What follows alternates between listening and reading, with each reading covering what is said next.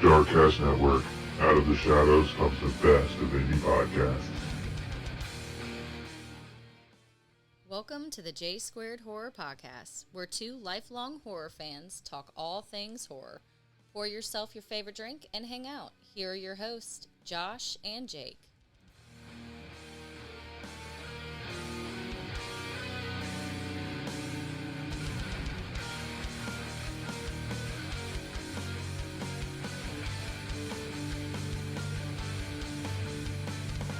Hey guys, welcome to the J Squared Horror Podcast. I'm Josh. And I'm Jake. And on today's exciting episode, what are we going to be discussing? We are covering 2023's Cobweb, directed by Samuel Bowden. This was a fan request, so thank you to Ryan for letting us know about this one. We knew about the movie, but I don't think either of us anticipated watching it this soon. No. Ryan, big shout out to you for requesting this one, man. Thank you. We both watched this and loved it. But before we get into the episode, let's let all of our new fans know what, Jake? As always, like and subscribe on YouTube. Pretty, please. You can also find us on Spotify. We're on there. We're on Apple. We are. As well as Google. Yep.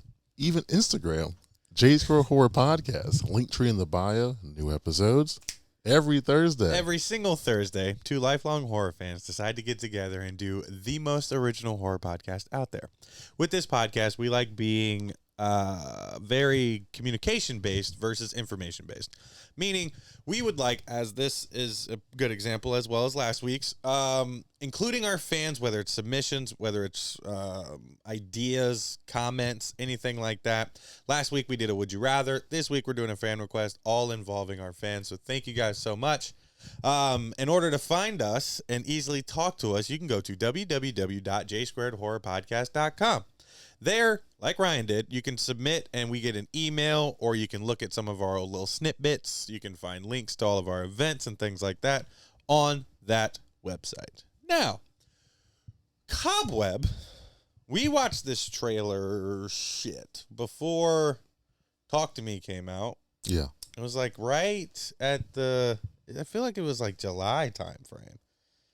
Right? Yeah, it had to have been around then. Well, I think we went and saw a movie too. Oh, yeah. What? Oh, it had to have been Evil Dead Rise, right? Is that the last movie we saw together? No, I thought it was, what was it? I thought it was Evil Dead Rise, dude. Let me think. No, it was Insidious Red Door. Ah, Insidious Red Door. Good job. Yep, that was it. So we had seen this preview, and it did look very interesting. If you guys haven't seen this movie yet, I'm telling you right now, pause us, go rent it on Amazon for $6.99. It's worth every single penny. It is. And if you can guess what happens in this movie, I will give you a crisp $100 bill. Because obviously this episode is going to be very spoiler-ridden, so if you are at all interested in seeing it, please stop and go watch it. It will make this episode so much better. Now, I know for a lot of our fans out there, you like listening to us, then going to see movies because you kind of get, you know what's going to happen, and then you can go enjoy it for yourselves. That's awesome as well. So, warnings are done. If you're still here, listen along because I'm very excited to talk about this movie. Yeah. Cobweb is one of those movies that it's modern, it's done very well, and like I had already mentioned, trailer versus the outcome of the movie is completely different, which for us is very, very, very exciting. Yeah, I mean, that's how a trailer should be. That's how exactly. I hate the trailers that show every single thing. Yeah, so you know when it's going to happen, what's going to happen to each character. Almost. You know, like the funniest parts, shit like that. Like, that's annoying. I know. I thought, I think I heard somebody comment the other day, like, trailers used to be, like, I can't remember the wording, so fuck it. I'm not going to say it. But trailers nowadays usually ruin movies for the most part. They pretty much are the movie. Well, there's been times where me and Jake both have covered our eyes and ears in the movie theater. Yeah. Because we knew we were going to see a movie that currently had a trailer out, and as soon as you get to like the second or the third trailer, it gets ridiculously bad. I will say the trailer that I just watched tonight, just to compare, after watching the movie, gave me more than I thought the one that I had watched did. Okay. But, I've already seen the movie, so I wasn't too pissed off. This starts off like almost not quite like a whodunit, but like a what's going on with this family. Like, I'd say a lot of the elements of this movie, like many others, are in other horror films. So you kind of just are starting to, pick what's going to be happening, who's who did what.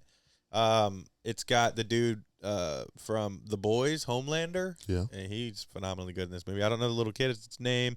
The mom was really good. She's a pretty big actress. I wouldn't say A-list, but definitely B-list. The teacher, good old Miss Divine herself. She does a really good job. It gives you kind of like Hereditary vibes. It gives you Stir of Echoes for sure. Yeah. Kevin Bacon. Wow, great movie. Stir of Echoes is a great movie. And also, it has a big, it like pays homage to Nevermore, Nevermore, yeah. Nevermore, Edgar Allan Poe, which is super cool. And fuck, I mean, it's an hour and a half of just amazingness. And, if you guys have been up to date on the newer style of J Squared Horror Podcasting, we don't really like walking through the movies anymore. So even though this one's newer and it's kind of tricky, I just want to kind of get into it with Jake. So if you guys are ready for that, listen along. Let's do it. So you find out this kid is kind of uncomfortable in his own house. There are things knocking on walls. He's freaking out. His parents don't really handle it well. We've talked numerous times about you being a parent and some of the things that can be tricky in those situations with parenting. Yeah. So we're not going to really get into that. So let's put ourselves this week. Let's put ourselves in the kids' shoes. We were both kids at some point. Yeah. I'm sure we heard some bumps in the night. We were scared. I feel like I would feel like that I have the two worst parents in all of America. Yeah. They don't really give me the time of day. They don't really listen. They're just like, oh, it's an old creaky house, like whatever. Which I get. To an extent, but remember, we're putting ourselves in the kids' shoes here. That's what I'm saying. From a kid's standpoint, I get it's an old house, but I'm hearing knocking. Yeah, like I knock, it knocks, and that's scary. Yeah. There's really cool. I don't know if it's CGI or practical, or like the wall is like moving as well. You start to hear a voice, but this little kid, it definitely gives you that normal scared little kid horror vibe. Yeah. He's getting picked on in school. He obviously doesn't like his at-home life, but then you're like, oh man, like what's going on? And you find out that this little kid went missing. He's not allowed to go trick-or-treating. And that's why the parents are acting the way they are, to protect the kid. Yeah, but it's one day out of the year. Yeah, let me go walk around. Like, walk with me. Shit, I ain't gotta go alone. Yeah, you're with me. Which, hey, any horror movie that mentions Halloween, I'm already excited about. So I get it from a standpoint where it's close to the holiday. Yeah. But there's still 364 other days of the year. Are they always like that? Every day? It would seem like it. Yeah, that's too much. It's like one of those, the dad's super strict, the mom's just kind of there. Doesn't really have the backbone of the family. But did you feel like the dad's character, he came across super douchey? He did. And it was like that super overbearing, overprotective parent. He was douchey like to everybody. But everybody. Yeah. He came across super weird. So you're going into this movie now having these pieces, right? And this might just be me. So if you don't agree with what I'm saying, or you don't feel the same way, let everybody know. Okay. So when I'm going into this movie thinking, okay, there was a missing kid. The parents are acting super weird. You're hearing something in the walls. Okay, this is a ghost. This is the ghost of the kid that the parents killed. Yeah. Okay. 100%. They're trying to just kind of keep it covered up. Yeah, keep it covered up. They fucked up back in the day. Yeah. They obviously, that's why they're weird about their kid, because they know that there's bad people out there. It's always this time of year it comes back up in their minds. Yeah. And it's because they're the bad people. Maybe they don't, they just want to protect their kid from themselves. Not literally in what I was watching for the first part. Yeah. But it's just like, okay, we know there's bad people out there because we were them. We killed a kid. Oh, fuck, we feel bad. And the teacher's helping, and like he's drawing spooky stuff. So then you got like Babadook vibes, and you're just like, what what is going on in this movie? Yeah, she was a very hands-on substitute teacher. Very hands-on substitute. I wish they wouldn't have gone substitute teacher on it. I just wish it would have been his teacher. Yeah, his regular teacher. Because that kind of makes it less believable. Yeah. But then she was like, I know what it's like not like being happy at home or dealing with weird things Yeah, at I home. get like, that, but you're a rando. you are a rando, but sometimes you have that connection to want to protect. No. Maybe that's why she's a substitute teacher, because she goes and knocks on parents' doors too much. She can't get the full-time gig. One time is enough. So you're now thinking like, okay, there's this weird dynamic between this family and like the outside world. So you're immediately thinking that's why, Stir of Echoes pops into my head, because it's like he was in a house where some crazy shit happened, I do believe was the point in that movie. But it's giving you the hints of like, eventually walls are going to start getting broken down. They're going to be like, nothing's here, but they know that something's there. So they're going to kind of mislead him away from where the body could be. Yeah. And then you get he starts hearing a voice talking to him, and he now finds comfort with this entity, which is a red flag, but you're just gonna, it's a kid. It's like an invisible friend, I guess. The parents are telling you it's not real, but you're having full-blown conversations with it. And you're like, okay, like as a kid, are you going to keep talking to it? No, I'm not. Yeah, no, I'm going to roll over and cover my head with my blanket. The second I heard that voice, I'm out of that room. I'm out of it. I'm sleeping in mommy and dad's Yeah. bed, man. I don't care how you guys felt about it prior to right now. It's a problem. Yeah, it's crazy, man, because then he's like bummed about being bullied, and the ghost is like, you need to fight back, you need to push him. He takes that quite literally. Yeah. When he shoves a kid down a flight of stairs. I thought he killed him at first. I did too, because the kids were freaking out, but his leg was in a bunch of different places. It was. Not where the bone's supposed to be. Then he comes home and he gets grounded, rightfully so. The parents, I'm now like, okay, maybe they are kind of normal, but then you find the punishment. He gets put in a basement. And once again, it's kind of Stir of Echoes, and it's kind of crazy. There's like a chain. It's weird stuff. But this movie is very fast-paced, which is nice. It's only an hour and a half, which is, I think, perfect for this movie. I agree, yeah. But, the teacher's told not to come back. She comes back, and then you have that whole tense scene. So I thought in that moment, they're going to kill her. They're going to kill her. He's got a hammer in his arm. How did he get the cut? Did they ever show us how he got the cut? He just said he was working on something. But we didn't see it? No. I didn't know if I, how I get distracted. My No. ADHD kicks on. It didn't show it. He's got a bad gash. The dad has a bad gash on his arm. And mind you, the basement's thing, the entryway was behind the refrigerator or something like crazy like that. Yeah. And it's a very weird house, which makes you think like, yeah, they are really bad people, the parents. Yeah, and it's so weird because they had the laundry going. Yeah. To drown out the sound. To drown out the sound of him Yeah. knocking, but also like tie him up. But they're not that bad of parents. There's a chain down there. Like fucking They use used it for something. There's also like a prison cell, like a hole with Yeah. a grate on it. He handles that information pretty well, being a kid. I probably would have stopped banging around if I knew my parents had shit like that in their basement. And the teacher's there, and like Jake said, it's a really intense scene where you're like, oh man, we're about to get a kill. Yeah. And once again, this movie, the foreplay is amazing. The foreplay in this movie is quite good. And it shows you, I think, the weak mental spot of the mom. Yeah, she's very weak. When it questions her mothering. Yes. Which you she find out is. later, it plays into it. Yeah. It is crazy, but she, substitute survives. She also heard some crazy shit, but she just gets out of Dodge, which is smart. And you have the kid still talking to this entity, and then the movie decides it's gonna shock the world.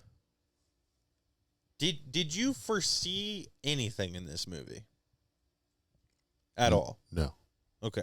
Which I'm very surprised about. I am too. I thought I'd at least pick up on certain things. Because I did kind of butter you up a little bit too You before did. we watched it. So I I was was- like, yo, like I went into it completely blind. Yeah. Nobody I know has seen this movie. So I was like, what's crazy is I watched this movie. I like watching my horror movies. Like you guys probably know, I've mentioned it before, but I like watching it like this time, nighttime, Yeah. where it's dark, it's quiet.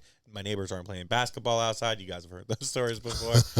So I'm kind of pissed because me and Jake had to do some scheduling changes because of life, and we still wanted to put out content for you guys. So I'm sitting here on a freaking Saturday watching this thing early. You know, it's 4:30, 5 o'clock in the afternoon. Yeah. The world's buzzing around me. And I'm sitting here, and I'm like, okay, I kind of like turn my lights off. I got my house always has blackout curtains up because I hate the sun when I'm inside of my residence. And I'm watching, and I'm kind of pissed. You know, I texted a couple friends and people that I talked to. I'm like, man, I really wish I could be watching this like dark, you know, and it looks really good. I don't know if it's going to be scary. And obviously I get scared because I'm sitting here alone. But another one of my really, really good friends, Veda, is she's on a trip right now, and she hit me up when she was watching it. She was like, this is like the fucking scariest movie ever. And I was like, shut up. Because I can say shut up. And Jake, unfortunately, just has to hear me talk because I don't give him an option to not. Through texting, you can shut me up. But when I'm in person, good luck.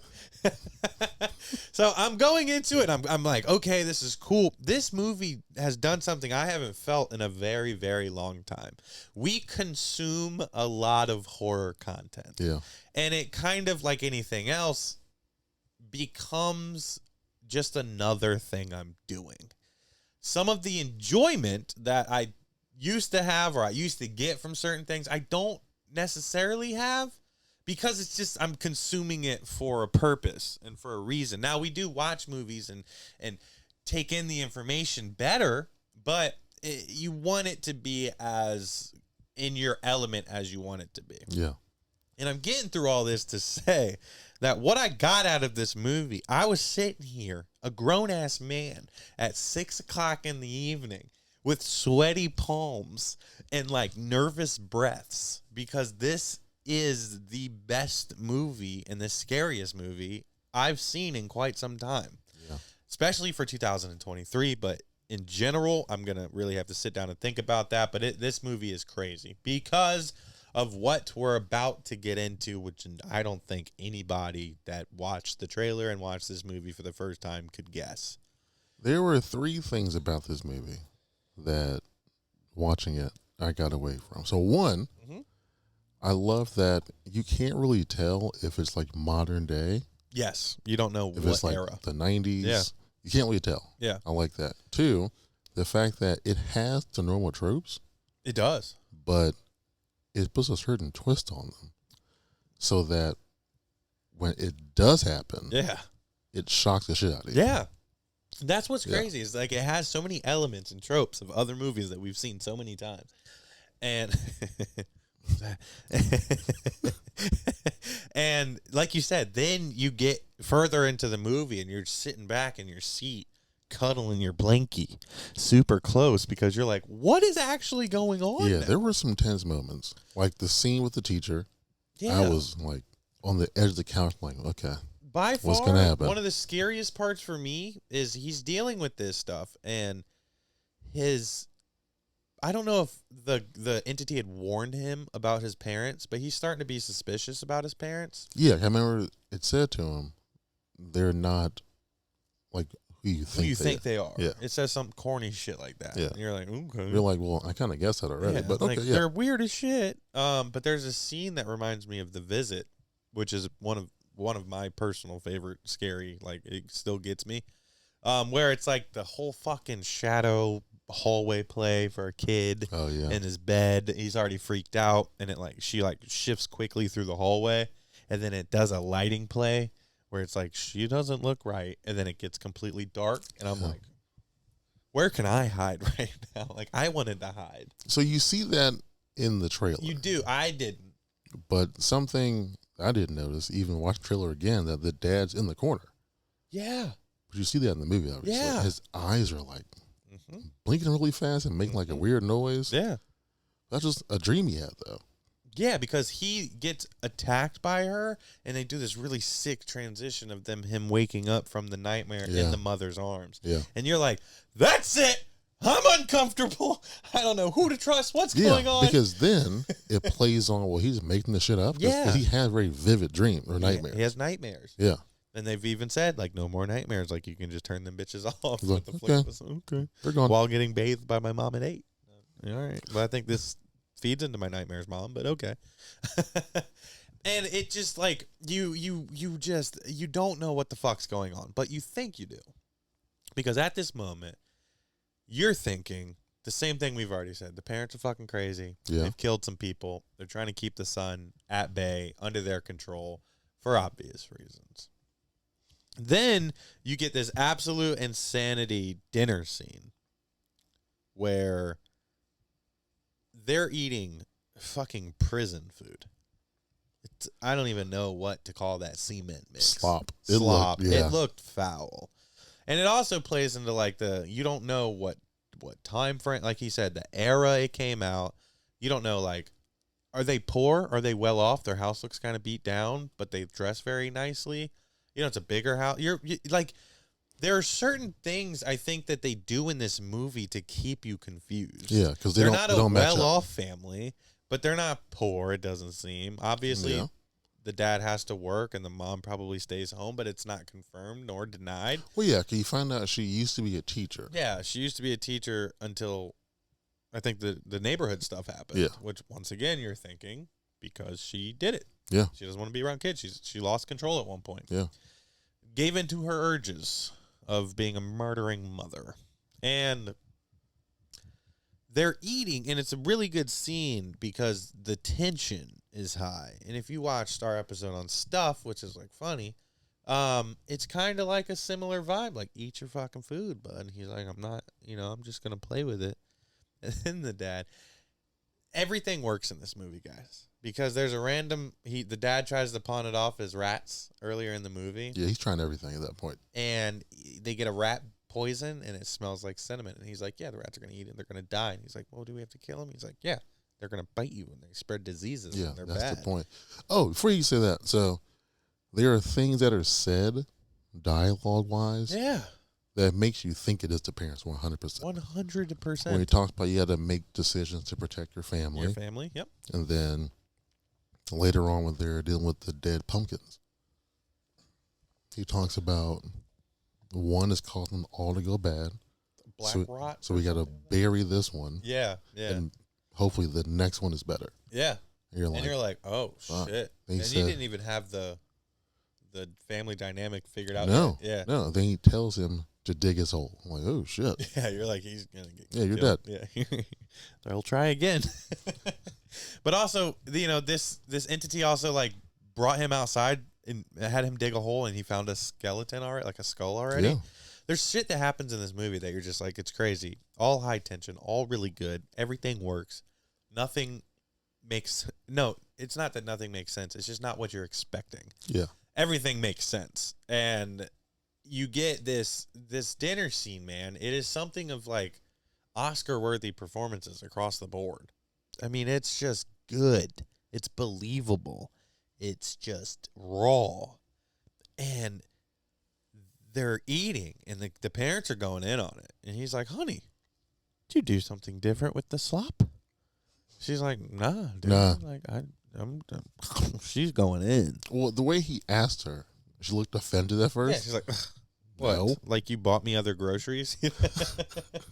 And you're he just... goes, well, it's good. It's good. Yeah, like, that's the only time. Let me clarify. Well, that's the only time you see, like, the power switch a little bit, where you're like, wait a second, the dynamic? What?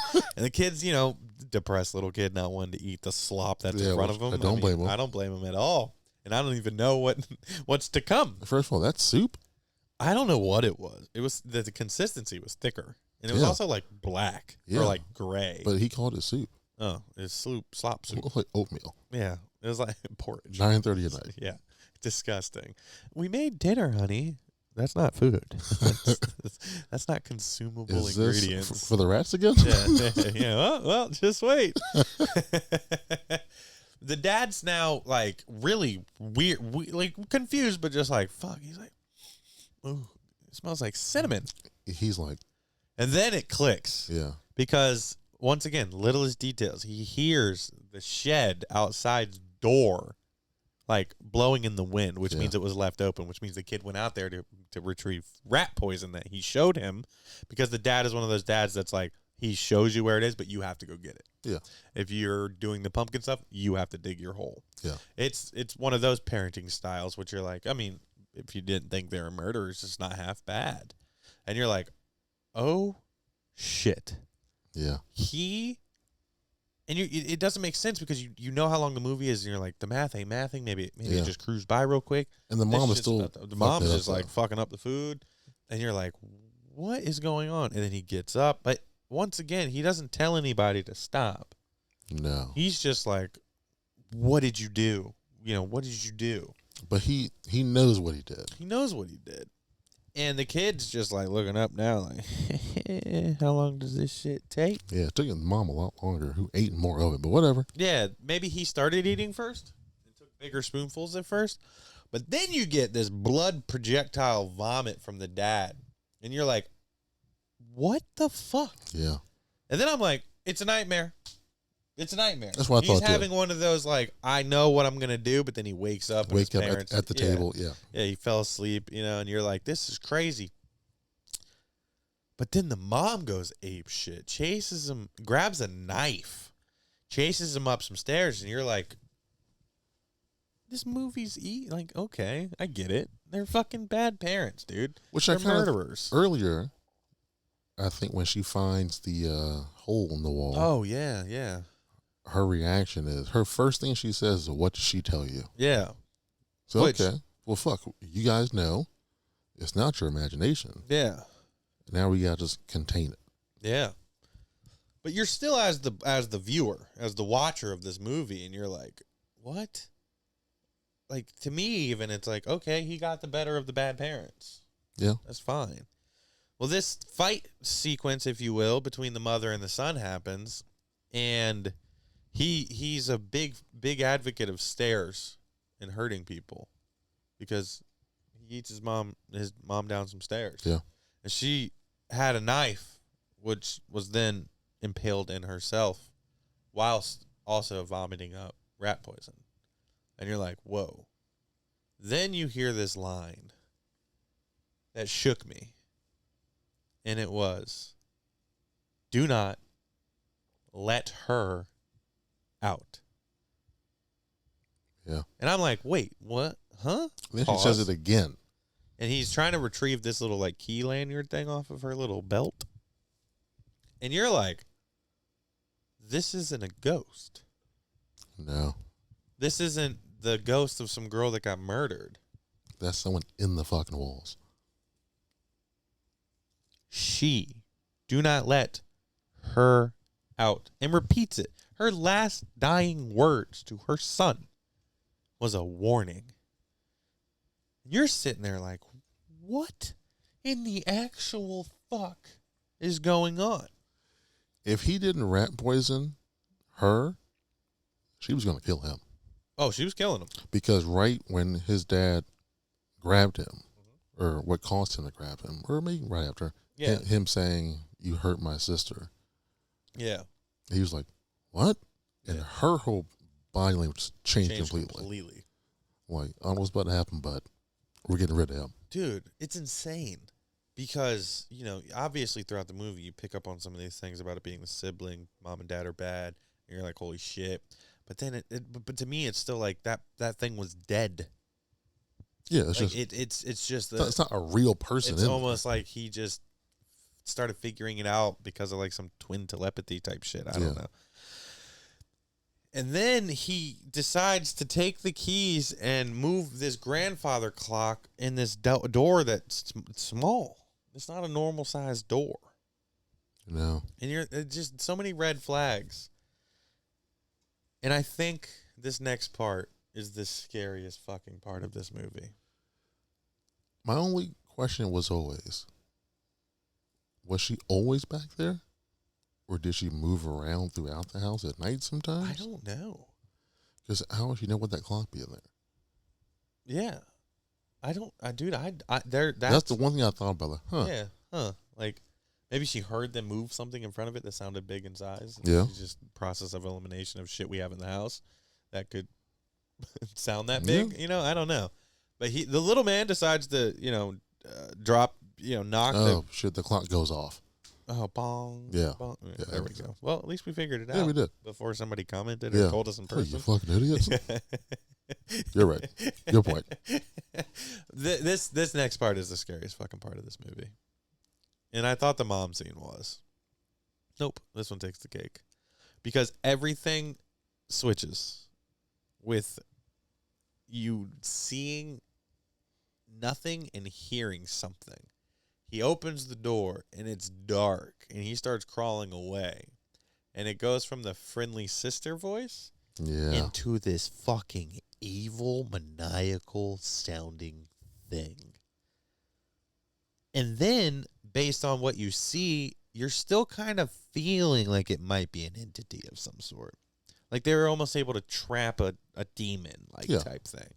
And you just have no fucking clue what's going to happen anymore. You're so lost because you're like, wait a second. The parents weren't bad guys.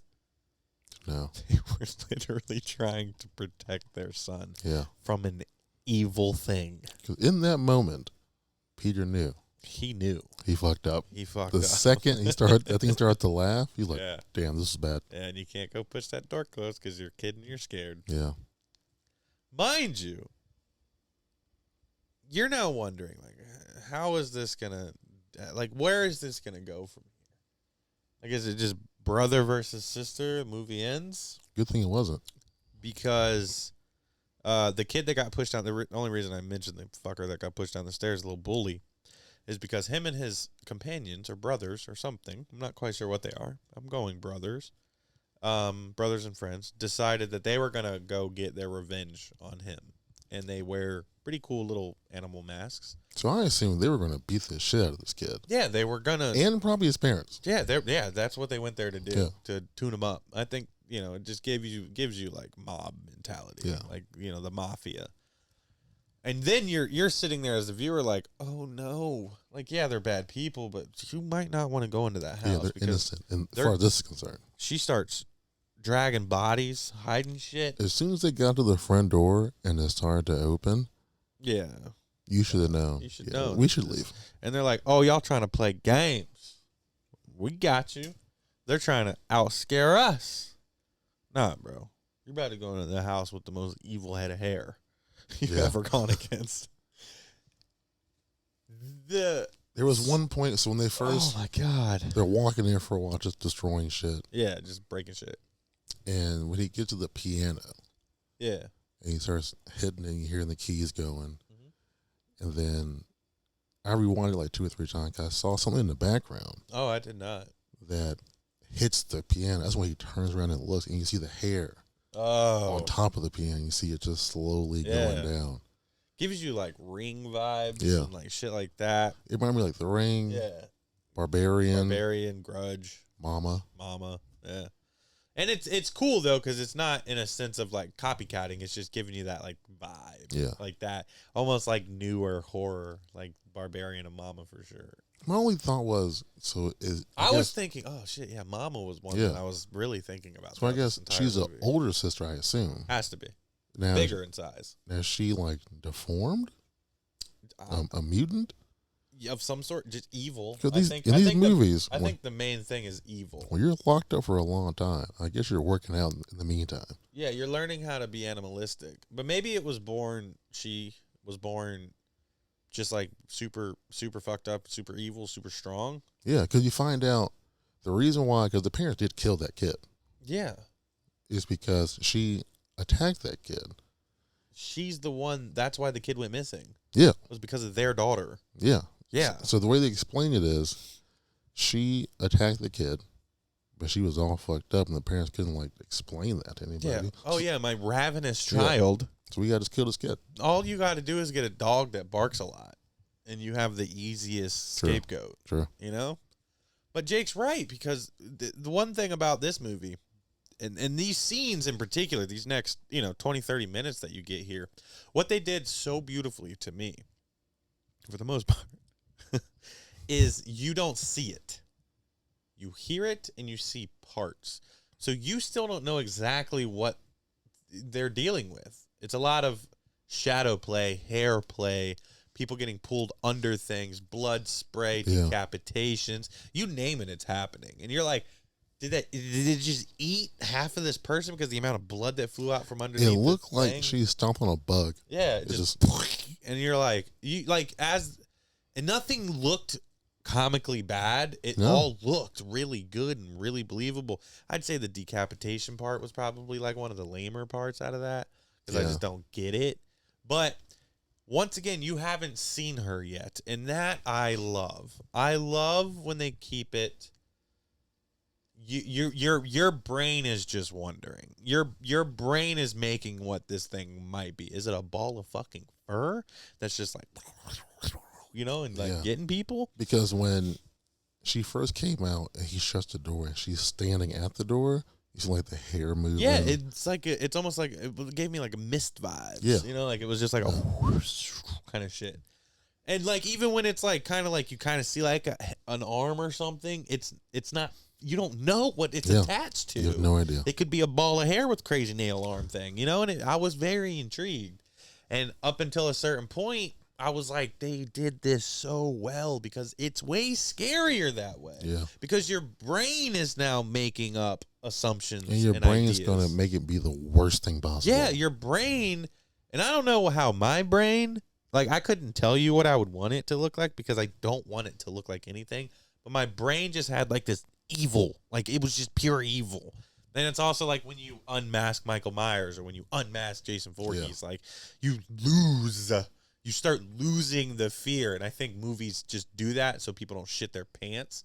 But I don't think it's needed anymore. I think as horror fans and as cinema, like you can do what I want you to do and do it well. Yeah. You don't have to continually see these things. You don't have to give it a face. You don't have to make it humanistic or Yeah. humanoid. Because in my mind, it looked like what he saw his mom as Yeah. in that dream. Yeah. With and, the long fingers. yeah, red eyes but not human. Yeah, that's what I thought it would look like. And I wasn't even sure honestly what I was expecting it to look like.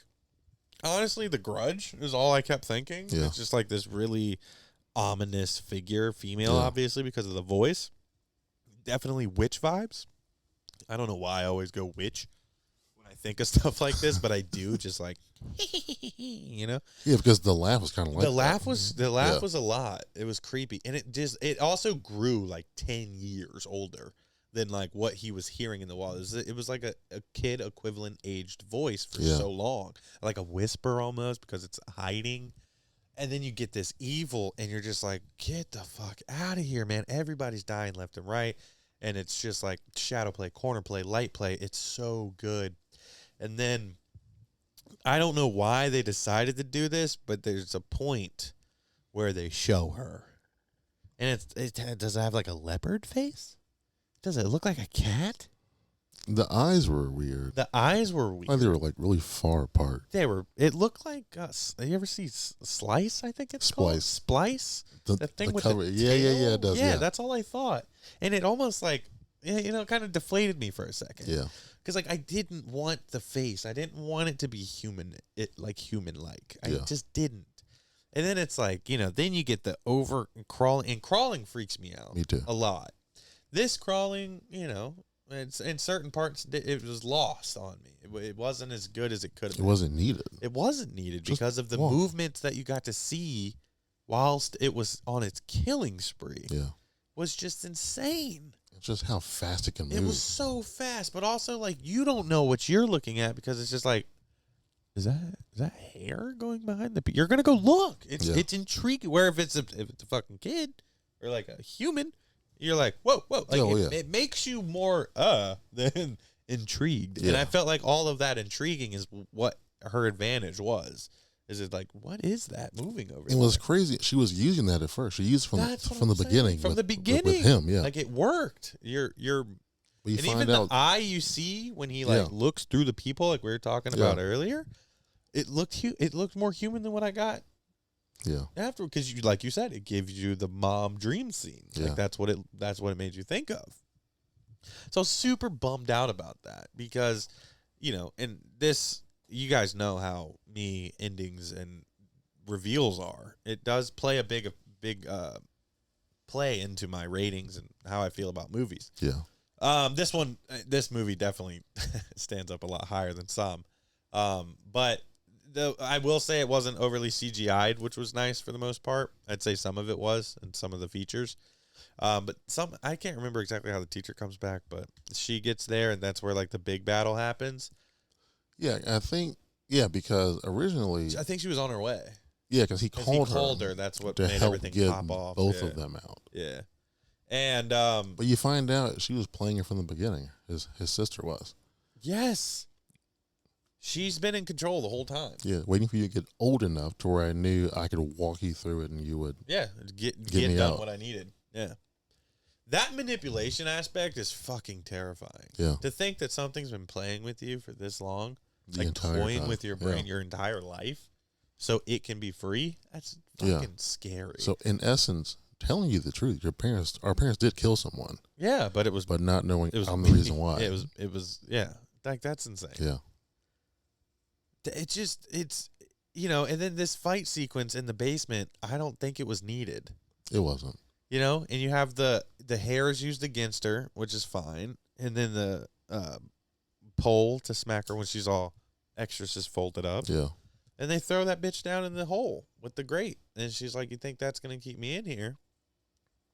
I was like, yeah, well, you've been here before because of something. Yeah, bro. So, I think it will. Push something heavy on top of this and you're stuck down there. Forever, we're done. And then it decides that it's not over.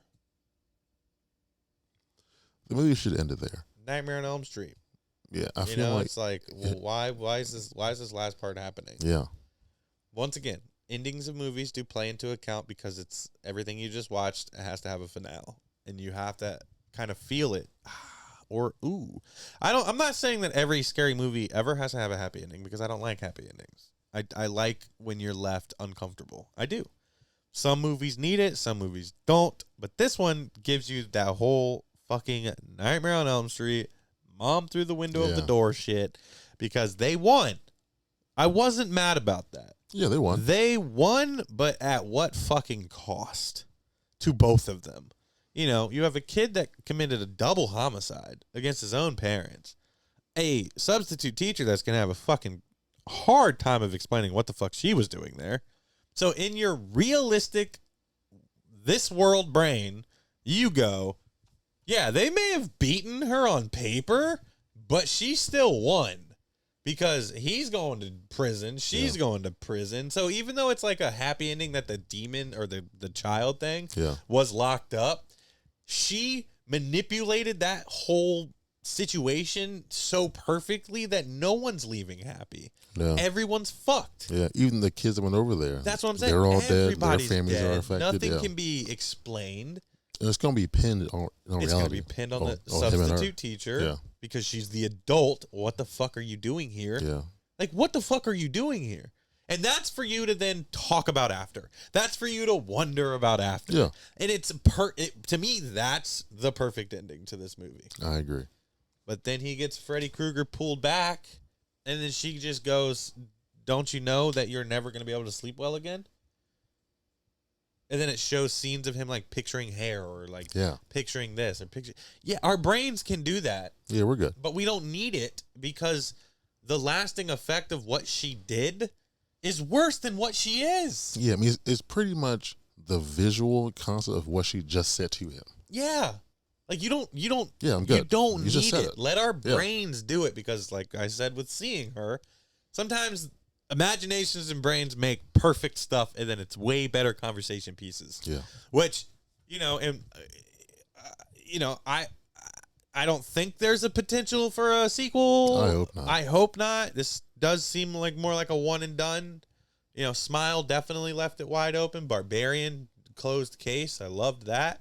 This movie right up there with those, if not a little bit better. But the ending did kind of piss me off a lot.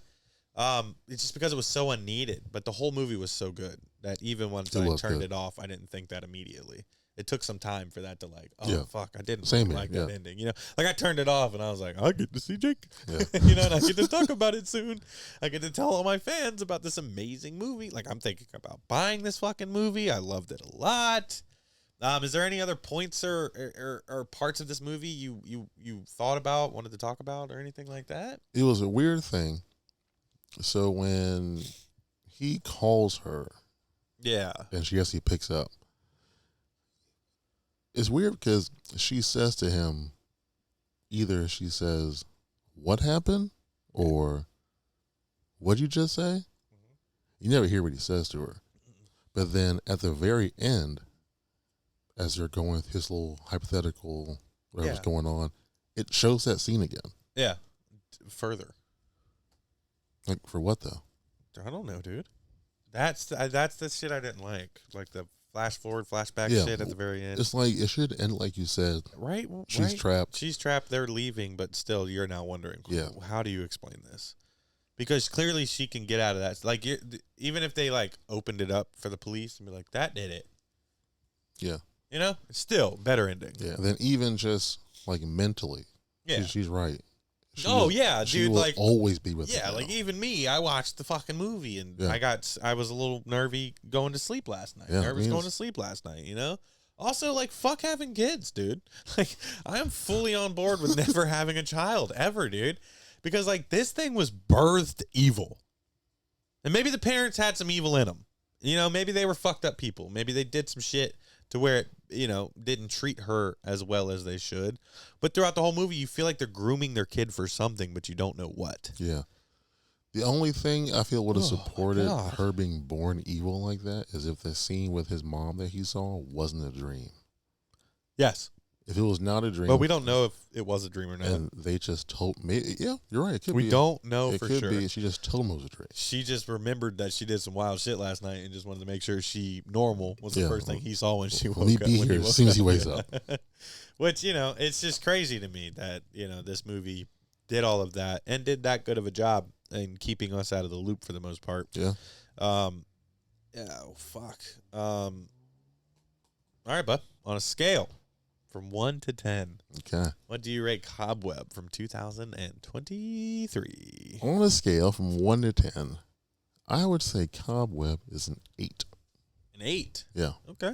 I really enjoyed that movie. I did too. It was good. It was very good. What about you? On a scale from 1 to 10, I would rate Cobweb an 8.3. Okay. 8.3. I can't give it an 8.5 because of the ending. Okay. But I did enjoy it a lot. And it's unlike what you sat down to see. And Barbarian did it in a different sense. But we covered that already, so we don't have to get into that. But I am very happy with what we're getting sometimes. Because I know I've seen Talk to Me, you haven't yet. But a lot of people are on this whole fucking Talk to Me is the scariest movie of 2023. Yeah, because you haven't seen Cobweb yet, you fuckers. Go watch Cobweb. It's better. It's scarier. It freaks you out more than the fucking hand from Talk to Me. Also, I saw Talk to Me in theater at night. Yeah. And wasn't as scared as I was watching this movie that says at a lot. Home during the day. Lasting effect, great movie, great visuals, great story, great acting. Other than some of the shit that we talked about towards the end, yeah, it's a great film. So thank you guys, as always, for supporting us, listening to us. Hope you guys enjoyed this one. I was very excited. I know we've been very funny, fun, lighthearted these last couple of weeks. So we did, you know, this was a fan submission, and it does push us out of our comfort zones a lot. Yeah. To still bring similar content and what we feel like is a genuine conversation with two best friends in horror for people that enjoy horror. So if you guys like this, please let us know if you have any ideas at all. Big shout out to our main supporters, Jeff Ballant, who does our design work, Lucky Riggs, who does our intro and our outro music. Don't forget, in September 8th through the 10th, we are going to be at the Tidewater Horror Convention. It's coming up. Yeah, it's right around the corner. It's just going to be a good time to meet like-minded individuals, hopefully some fans. If you guys want to come see us, come stop by. We'll be there all weekend. Also, next week, we are bringing it right on back to the Roots of J Squared Horror Podcast. We are going to be covering what next week, Jake? Next week, we are covering Killer Clown from Outer Space. Yes, I am very excited about that. Lighthearted, fun, funny, 80s. I am so excited. It'll be fun. Obviously, once again, this can't happen without your guys' support, so we appreciate you guys so very much. This is the J Squared Horror Podcast. My name's Josh. And I'm Jake. You guys have a great week, and remember, it's hip to be squared.